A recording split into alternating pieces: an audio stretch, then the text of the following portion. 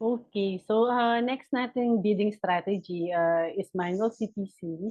Um, by the way, pangalawang shoot na 'to ng ano, so kaya iba na yung damit ko. Tama.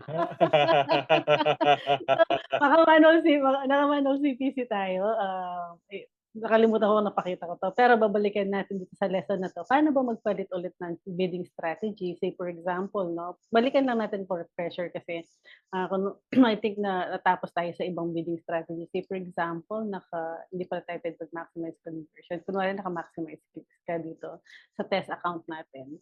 Tapos gusto mong magpalit ng manual CPC, para magkaroon ka ng the reason na gagamitin mo yung manual CPC kasi kung gusto mo ng control pagdating sa bidding strategy mo. Say for example, gusto mo lang na, ang cost per click mo is ₱5 or ₱10.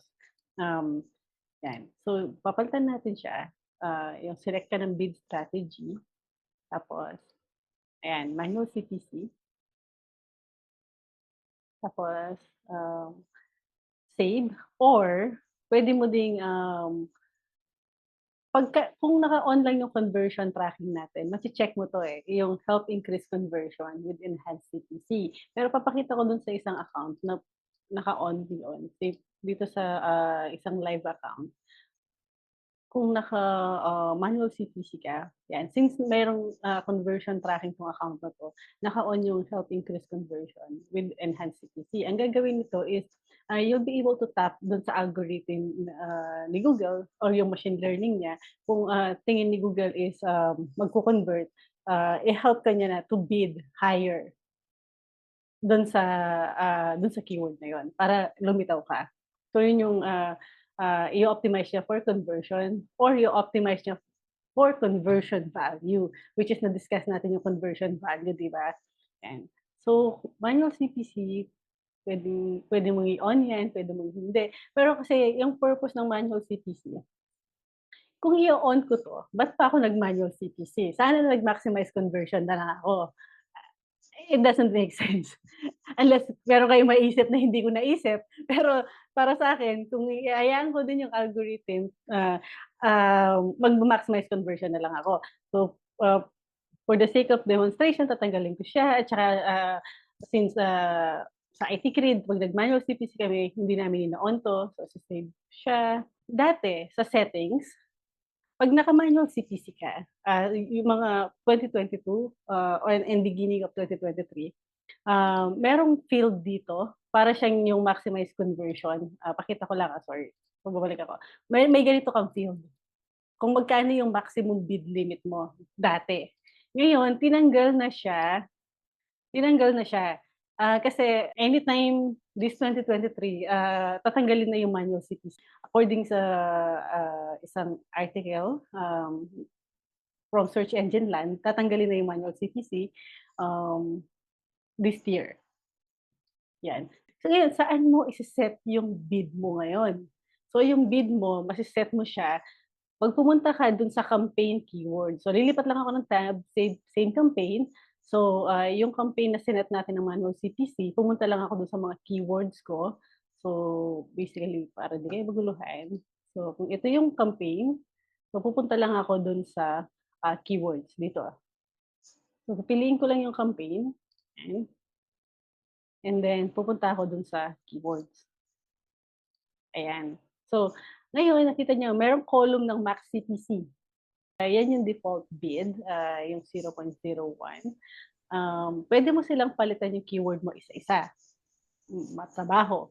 Pero puwede mo ding i-select multiple yung kung for example 'tong tatlong 'to pare-pareho yung bid nila, puwede mo silang palitan. Sorry, click mo yung, select mo sila tapos click mo yung edit and then change max CPC bids. So puwede kang, mag-set ng new bid. Say for example, magiging ₱5 'to, ta's apply, 'yan. So, puwede ding lahat, puwede ring isa-isa, puwedeng ito lang. Click mo yung pencil icon, puwedeng ito mas mataas yung bid niya, puwede 'yan. Yan yung advantage ng MaxCPC, yan yung pinakagusto ko sa kanya. Kaya minsan ginagamit pa din namin siya pagka masyadong mataas yung CPC ng keyword. Sa real estate kasi may keywords na umaabot ng $100 ang cost per click. Though gusto namin lumitaw doon or limited, gusto lang namin na kontrolado namin. Hindi one click is equal to $100. So, ayan. So, yun yung Max CPC.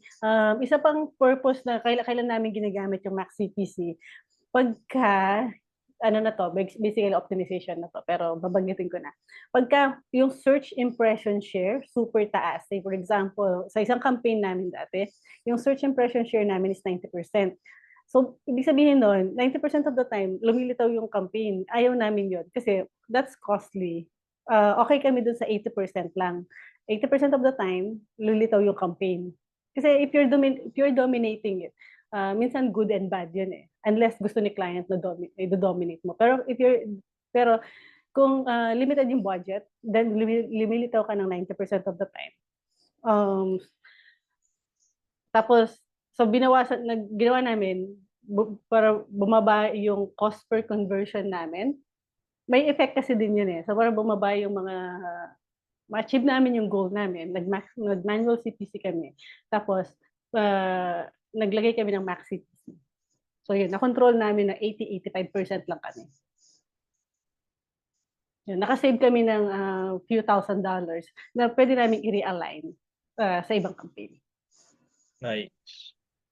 Ayun. So yun yung manual CPC. Yan na yung mga bidding strategy natin na pwede ninyong gamitin sa mga campaign ninyo. Pero I suggest, if you're newbie, stick lang kayo muna dun sa maximize conversion pag nakakuha na ng conversion yung campaign ninyo. Kung wala pang conversion, dun kayo sa maximize clicks. So yun lang yung general rule namin.